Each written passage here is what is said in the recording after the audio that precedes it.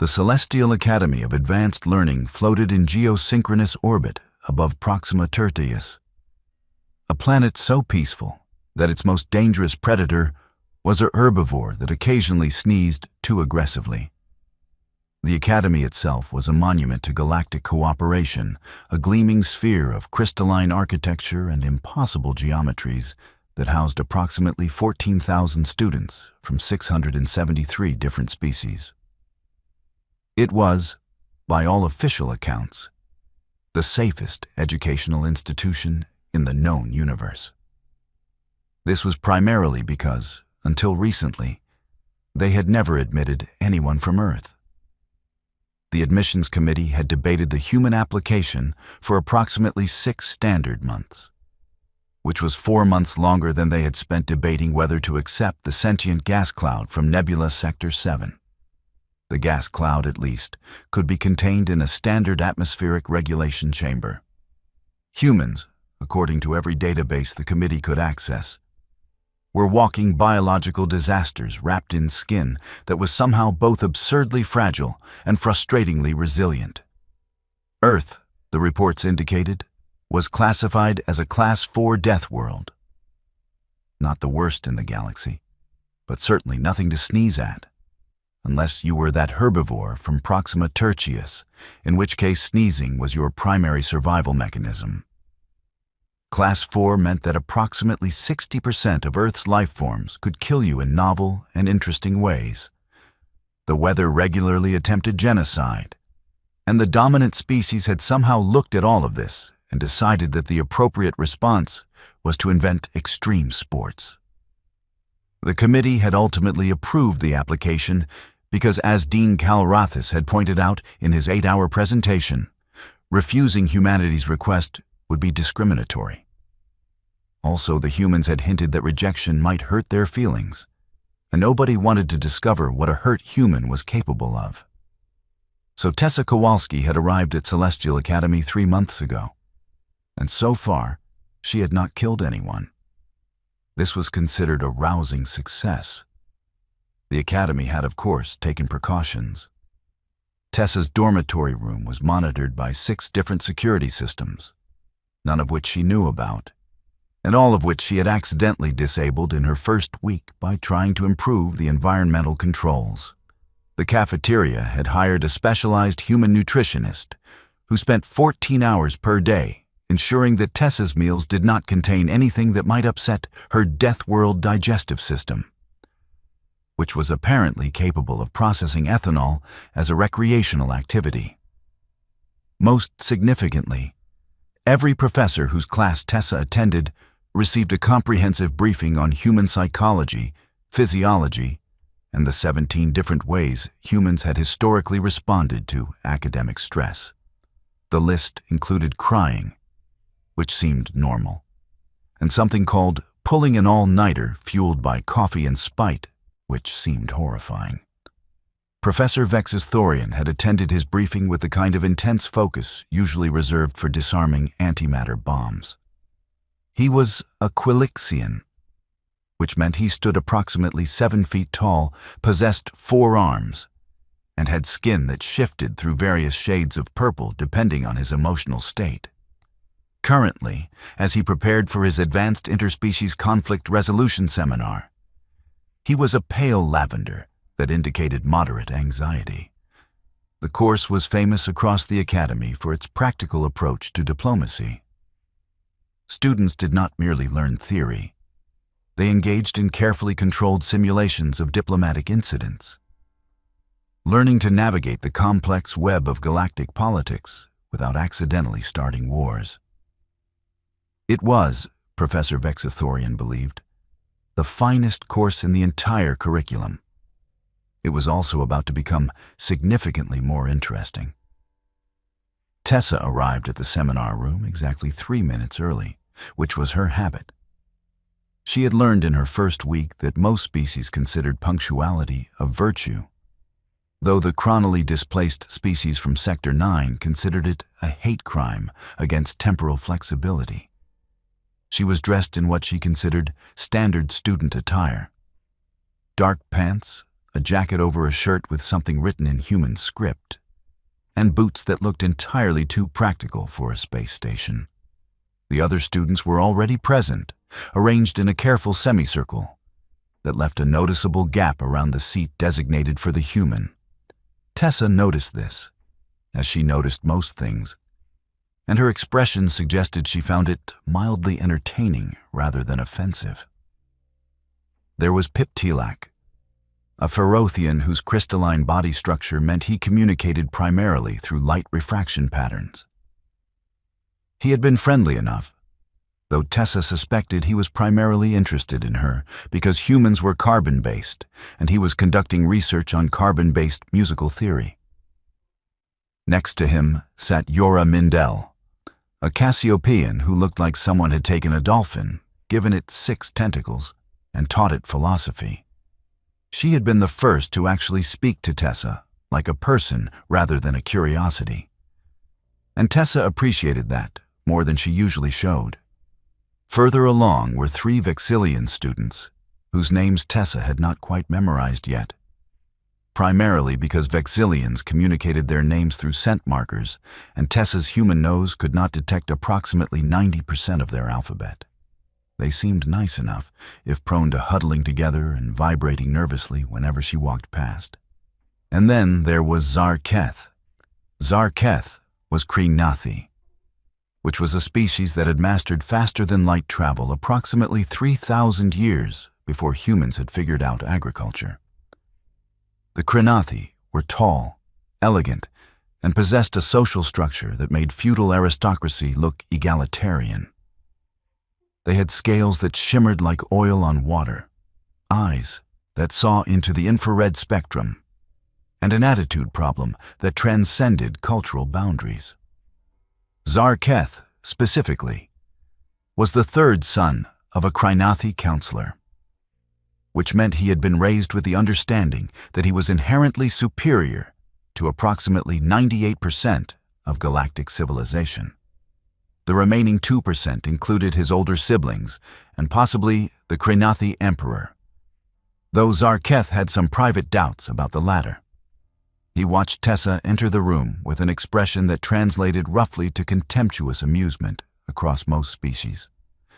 Humans, he had decided within 30 seconds of meeting Tessa, were primitives who had stumbled into galactic society through sheer luck and the galaxy's misguided sense of inclusivity.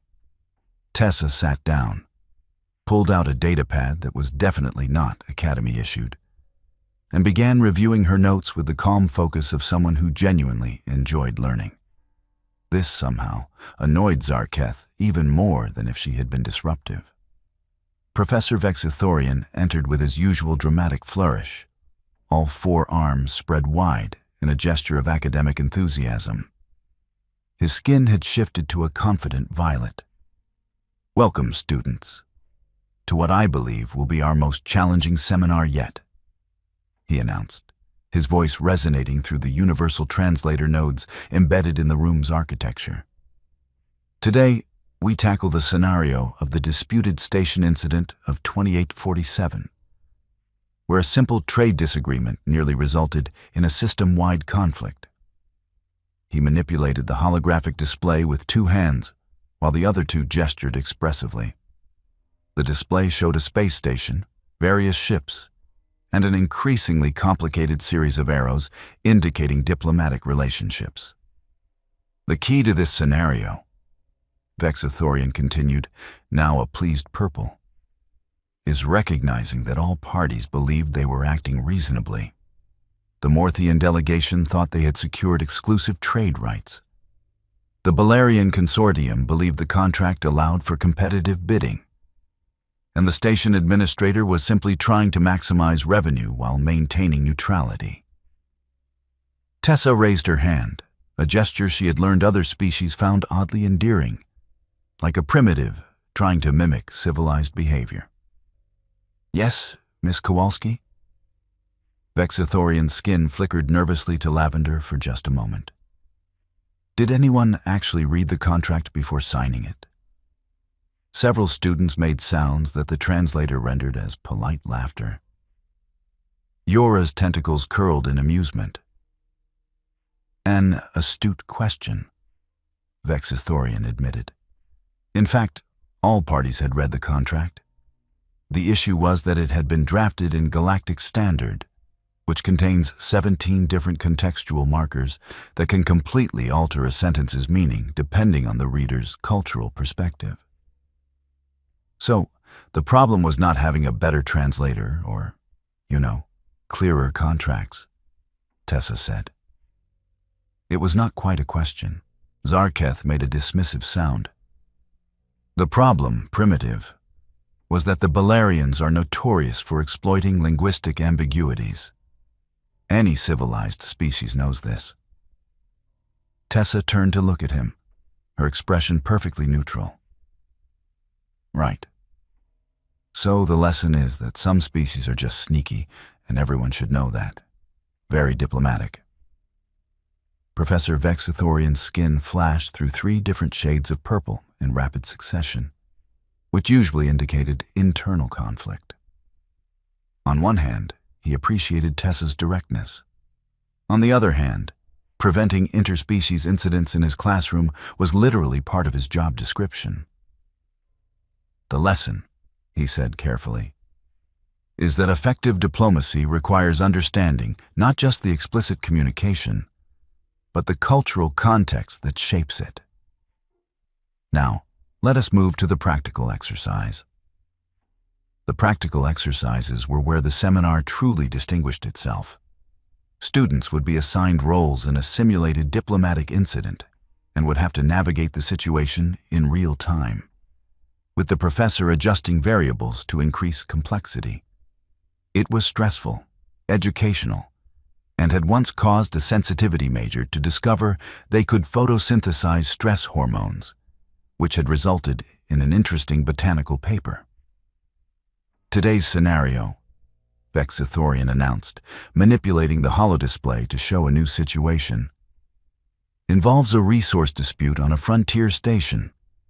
We have 3 factions: the established mining consortium, the newly arrived independent prospectors, and the station authority trying to maintain order.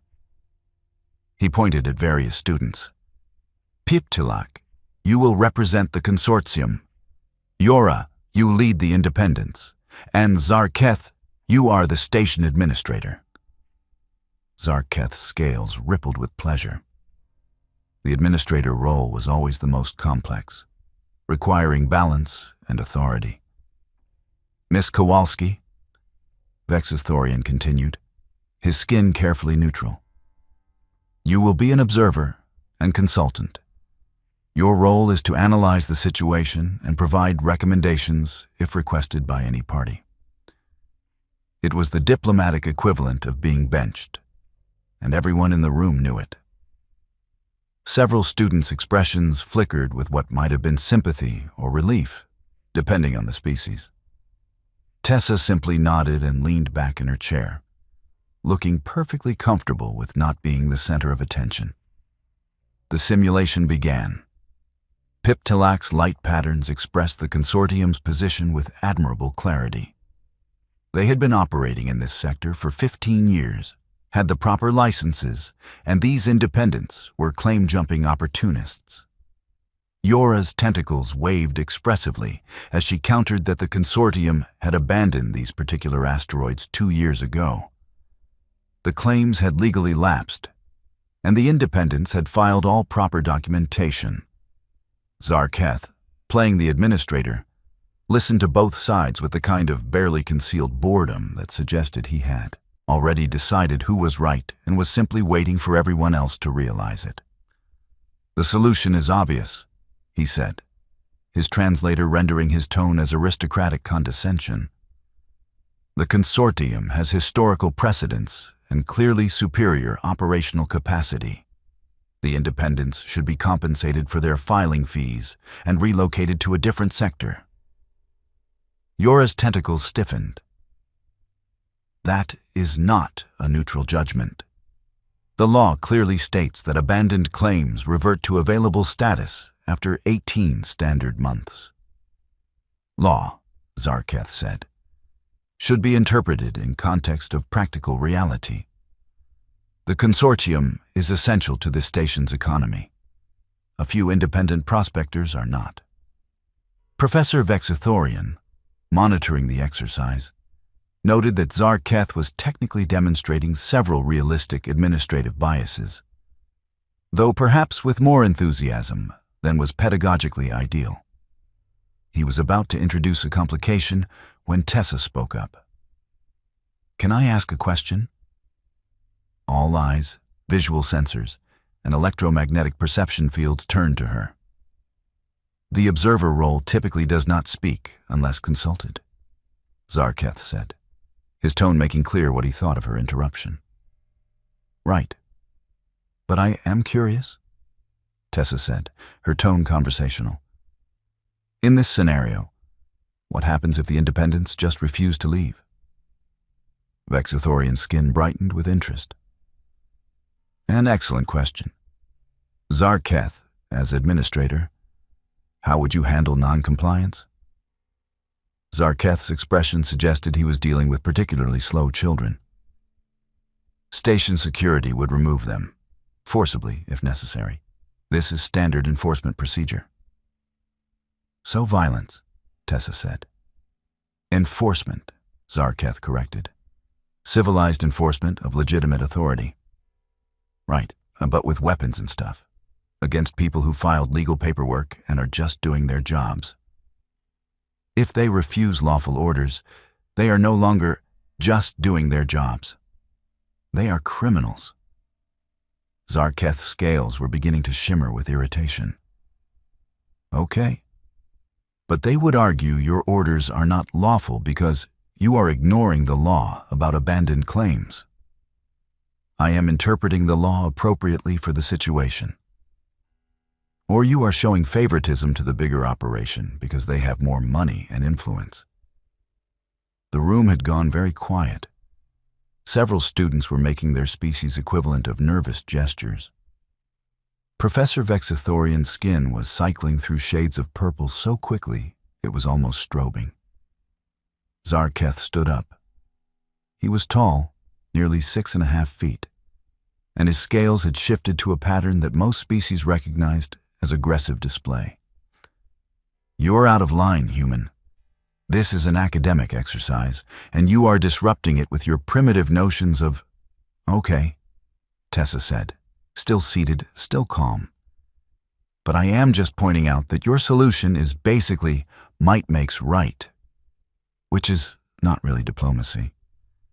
It is the application of legitimate authority, which your people barely understand, having only recently climbed down from your trees." Tessa smiled. It was not a large smile. It did not show teeth.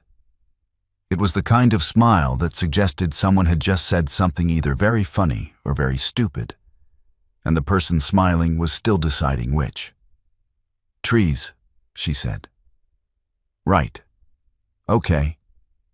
Zarketh took a step toward her, looming in a way that his species had evolved to find intimidating and that had worked on most other species for thousands of years.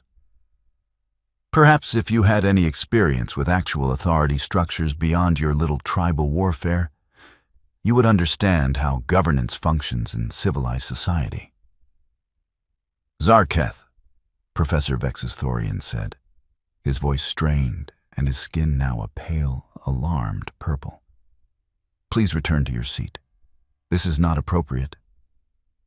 Zarketh reached into his ceremonial sash and produced a blade. It was approximately 8 inches long, curved and etched with markings that indicated his family lineage. Among the Krinathi, displaying one's ancestral blade was a way of invoking personal honor and demanding respect. It was theatrical, traditional, and generally considered a dramatic but non-violent gesture in their culture. 3 students immediately activated personal shield generators. Pip Tilak's crystalline structure began refracting light in a pattern that translated to alarm. Yora's tentacles all retracted simultaneously, which was the Cassiopean equivalent of diving for cover. Professor Vexithorian's skin went bone white, which for a Quilixian indicated pure terror. Tessa looked at the knife, then at Zarketh, then back at the knife, and her smile widened.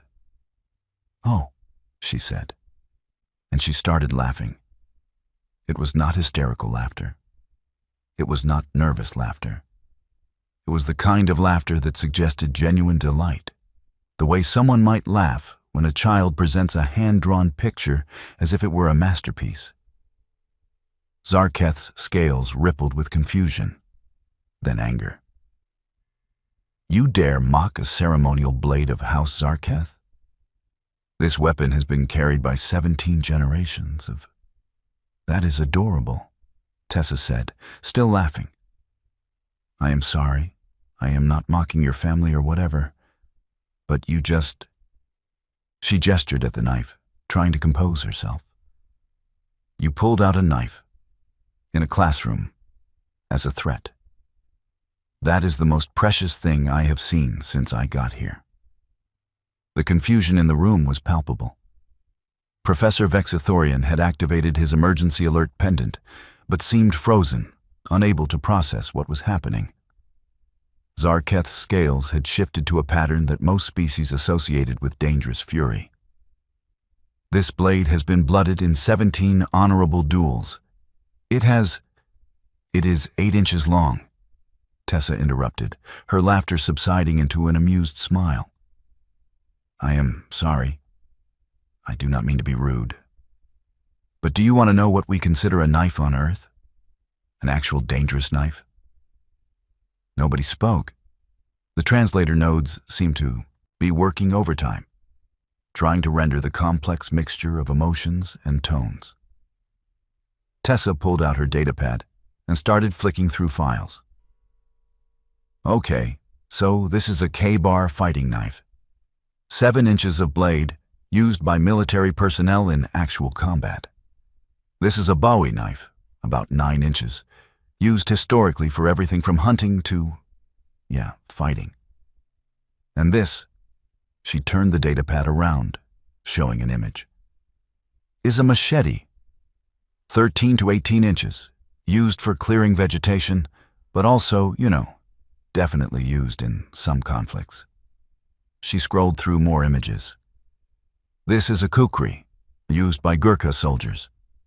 This is a falcata, which was used by ancient Iberian warriors. And just for fun, this is a Zweihänder, which is a sword that is taller than I am and was used to fight pike formations by literally cutting the pikes in half." Zarketh was staring at the datapad, his scales beginning to shift toward colors that indicated uncertainty. "But knives," Tessa continued, putting the datapad down, "are honestly pretty low on the list of things that concern us. You want to know what is actually scary on Earth?" "Miss Kowalski?" Professor Vexithorian managed to say, though his voice was faint. "Perhaps we should—" "So we have these things called apex predators," Tessa said, warming to her subject in a way that suggested she had been waiting for this conversation.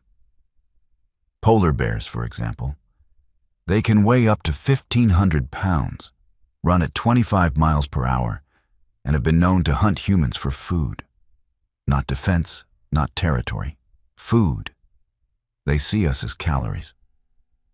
Piptalak's light patterns had shifted to something the translator rendered as horrified fascination.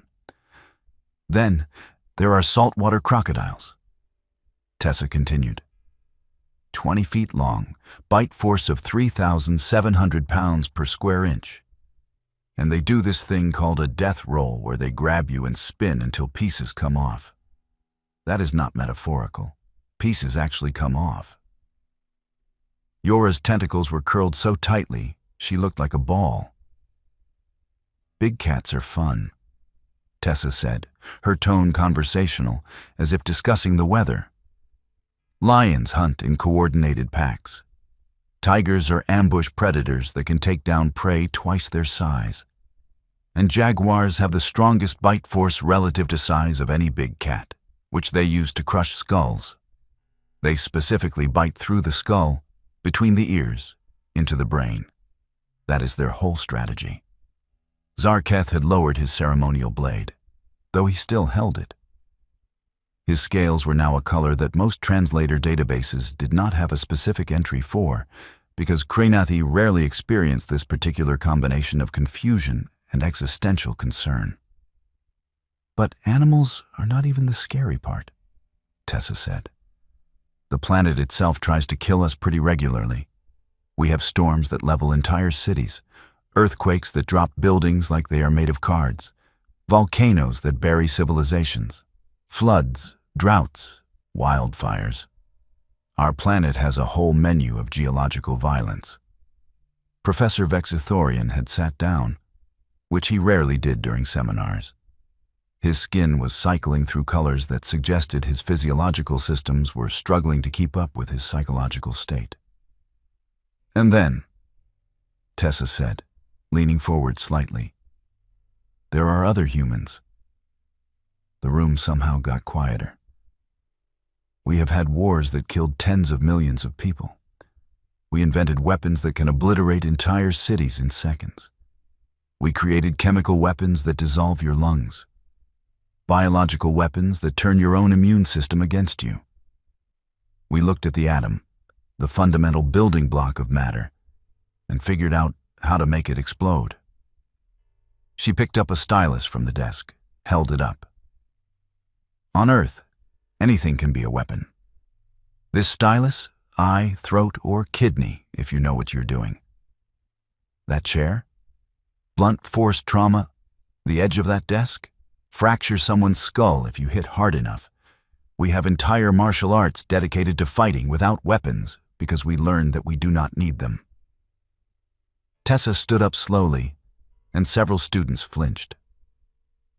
So when you pull out an 8-inch ceremonial knife that has probably never been used for anything more violent than cutting fancy food at family dinners, and you wave it around like it is supposed to scare me? She shook her head, still smiling that small, amused smile. That is not a threat. That is adorable. That is like showing me a picture of your family's pet and expecting me to be terrified. She walked over to Zarketh, who had not moved. His scales were now a color that the translator finally managed to render as mortified realization. Tessa gently took the blade from his unresisting hand, examined it with the kind of professional interest someone might give an antique, and then handed it back to him, handle first. It is a beautiful piece, she said genuinely. The craftsmanship is amazing, and the family history is important. But it is not a weapon. Not really. Not compared to what weapons actually mean on a death world. She turned to face the rest of the class. You all live in a galaxy that is basically safe, she said. Your planets do not try to kill you. Your animals evolved alongside civilizations that developed ethics and technology in parallel. You have conflicts, sure, but they are about trade agreements and territorial disputes and political philosophy. You do not have wars where the goal is extermination. You do not have predators that see you as food. You do not have weather that can wipe out your entire genetic line in an afternoon. Tessa walked back to her seat. So, when you try to threaten a human with a knife, you are not understanding the context. Humans live in context, where everything is a potential threat, all the time. We evolved to be paranoid, aggressive, and innovative, because anything less and we died. We are not better than you. We are just traumatized by our planet, and we learn to cope through violence and tool use. She sat down, picked up her datapad. Anyway, she said, her tone shifting back to casual. I think the lesson here is that what counts as a threat or as appropriate force is really contextual to your environment and culture. The administrator in this scenario probably should not jump to security enforcement, because that assumes everyone shares the same understanding of authority and appropriate force.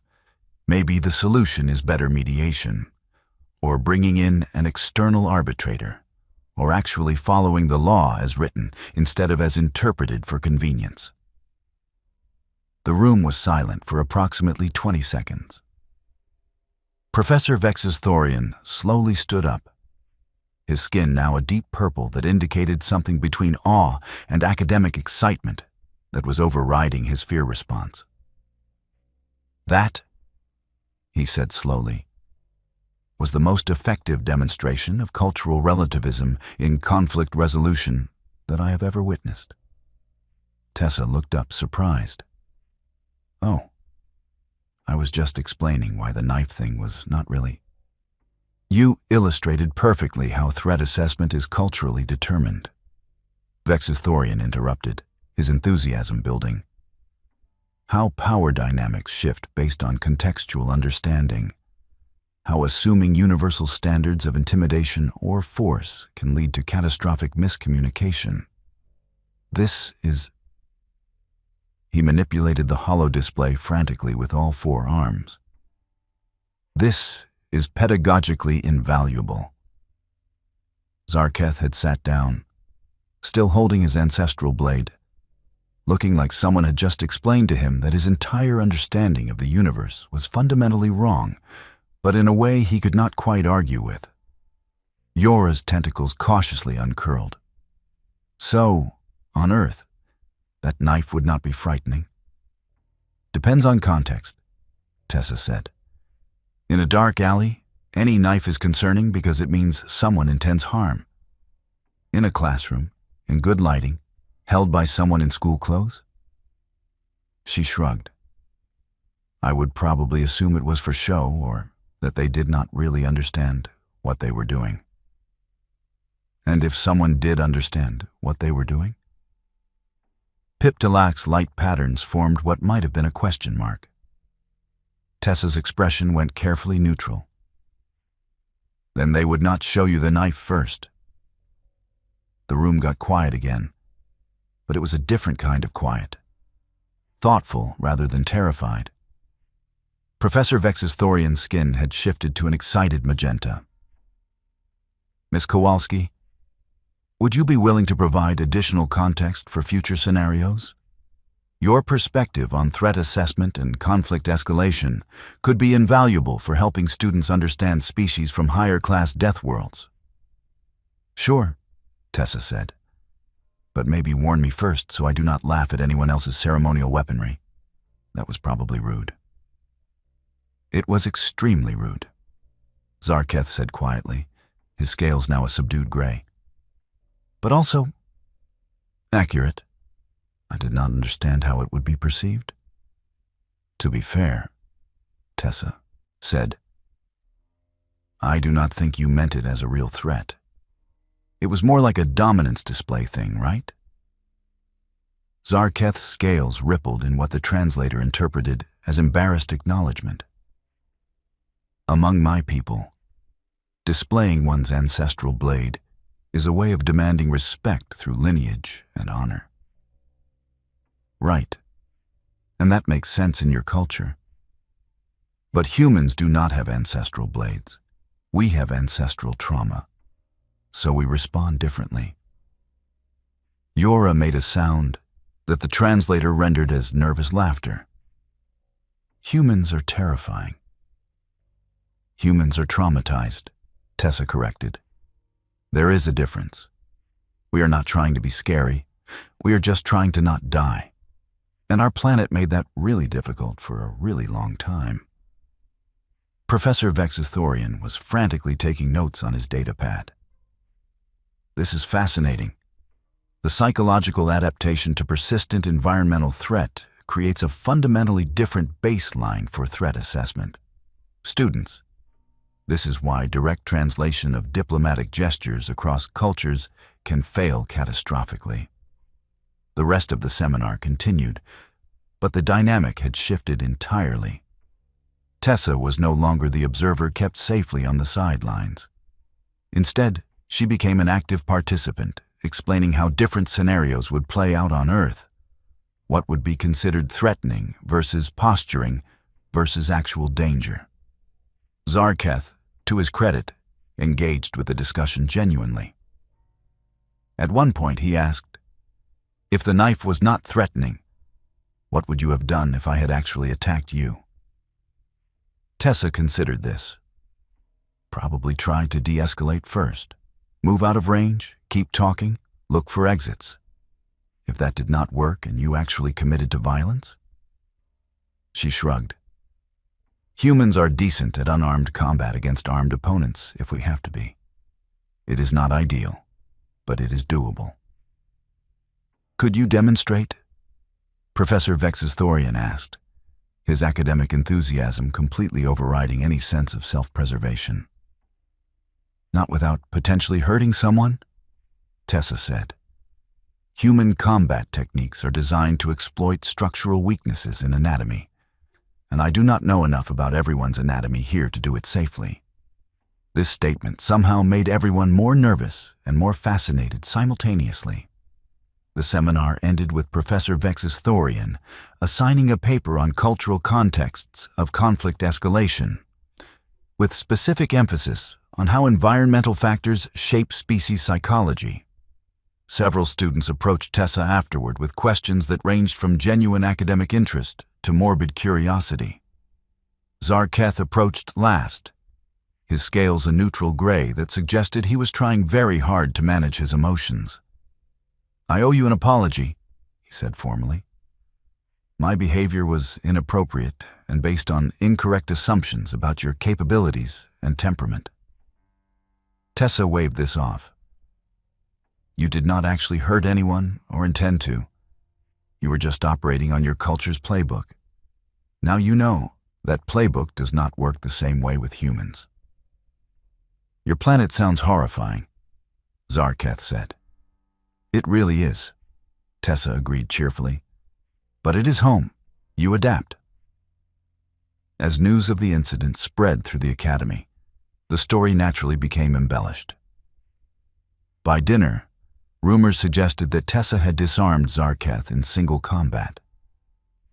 By the next day, some versions claimed she had demonstrated 17 different killing techniques using only classroom furniture. The administration held an emergency meeting to discuss whether the incident required disciplinary action. After reviewing the security footage, they concluded that technically, no rules had been broken. Zarketh had displayed a ceremonial object, not used it as a weapon. Tessa had provided educational context, not made threats. Professor Vexisthorian had maintained control of his classroom, albeit in an unconventional manner. What they did do was update the protocol for human students. The section titled Management of Potentially Volatile Behavior was replaced with a new section titled Understanding Deathworld Threat Assessment, which essentially summarized Tessa's impromptu lecture. Professor Vexisthorian submitted a formal request to restructure his entire curriculum to include modules on Deathworld perspectives. His proposal included bringing in Tessa as a guest lecturer for several sessions, properly compensated and with full academic recognition. The request was approved within 48 hours, primarily because Dean Kalrathis read the incident report, watched the security footage, and concluded that this was exactly the kind of cross-cultural learning experience the Academy was supposed to foster, just with more discussion of apex predators than anyone had anticipated. Tessa's next appearance in the Advanced Interspecies Conflict Resolution Seminar was considerably less dramatic. She showed up with a presentation titled De-Escalation Strategies from a Species with No Natural Weapons, which covered everything from body language to verbal techniques to knowing when to just run away, because sometimes that is the smart option. The students listened with rapt attention. Several took extensive notes. Zarketh asked thoughtful questions about how honor-based conflict resolution could be adapted for species that did not share the same honor framework. At one point, a Vexillian student asked, through scent markers that the translator worked hard to interpret, whether humans were ever afraid of anything. Tessa considered this. Of course, we are afraid of lots of things. Heights, deep water, the dark, social rejection, failure, disappointing people we care about. Being human does not mean we do not feel fear.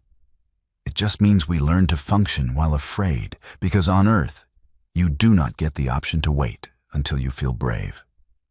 Professor Vex's Thorian's skin glowed with satisfaction. This was education. This was what the Celestial Academy was meant to achieve. Not just the transfer of information, but the genuine understanding between species that had evolved under radically different circumstances. After class, as students filtered out, Yora approached Tessa with several of her tentacles extended in what her species used as a friendly gesture. "Thank you," she said. "I think I understand diplomacy better now. It is not about everyone following the same rules. It is about understanding that everyone has different rules and finding the overlap." "That is much more eloquent than how I would have put it," Tessa said. "But yeah, basically." "Also," Yora added, her tentacles curling with what the translator interpreted as amused concern, "please never tell us any more details about Earth's oceans. The brief mention of saltwater crocodiles was enough to give me nightmares." "We also have box jellyfish," Tessa offered helpfully. "Transparent, almost invisible in water, and their venom can kill you in minutes." Yora's tentacles all retracted simultaneously again. "I regret asking." 3 months later, Professor Vex's Thorian published a paper titled Threat Assessment Frameworks Across Deathworld and Non-Deathworld Species, a case study in educational intervention. It became required reading for the Xenopsychology department and was cited in 6 different diplomatic training programs across 4 sectors.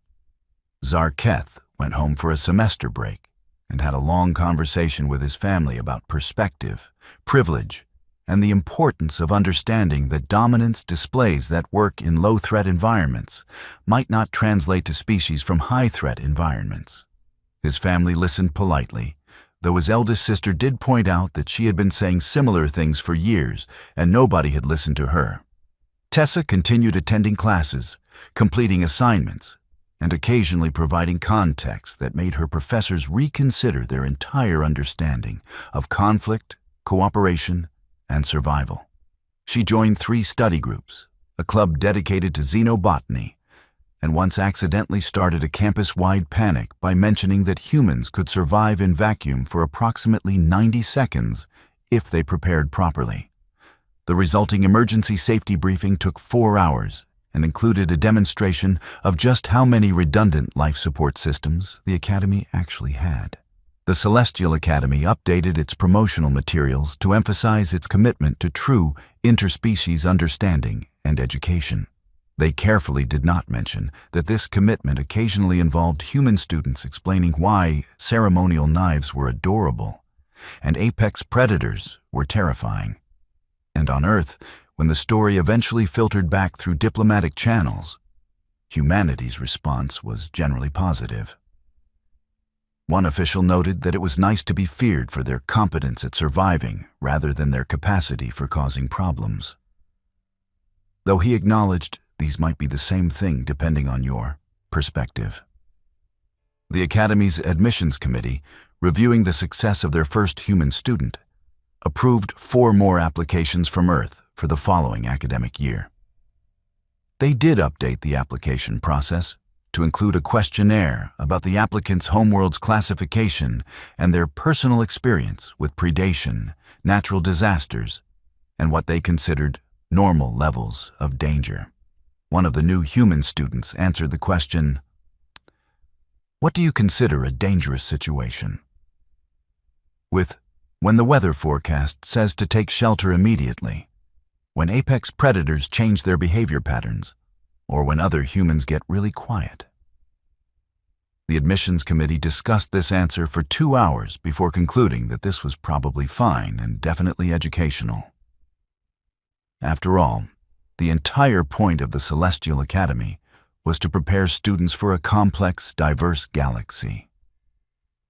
And nothing prepared you for that complexity quite like understanding that somewhere out there, An entire species had evolved on a planet so aggressively hostile that they considered 8-inch ceremonial knives adorable, and found the notion of threatening someone with a blade in good lighting to be more amusing than alarming. The galaxy, it turned out, was full of perspectives that challenged your assumptions. The trick was being open to learning from them, even if the lesson came with a side of existential horror about Deathworld ecology. Professor Vex's Thorian, reflecting on the semester while reviewing his notes for the next academic year, concluded that this had been his most successful teaching experience in 20 years, not because everything had gone according to plan, but because one unexpected moment had taught his students more about cultural relativism, threat assessment, and genuine diplomacy than a dozen perfectly executed simulations. He marked Tessa's participation grade as exemplary and added a note. Student demonstrated exceptional ability to provide cross-cultural context and transform potential conflict into educational opportunity. Recommend for advanced diplomatic studies. Tessa, upon learning of this assessment, shrugged and said it was nice. But she was really more interested in the xenobotany track, because Earth's plants were apparently considered terrifyingly aggressive by galactic standards, and she wanted to understand what normal plants were like.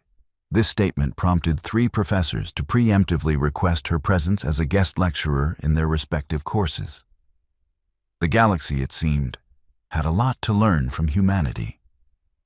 And humanity, through students like Tessa, was perfectly willing to teach those lessons, one casual revelation about Deathworld survival at a time. Though they did try to be more tactful about laughing at other species' ceremonial weaponry. Usually,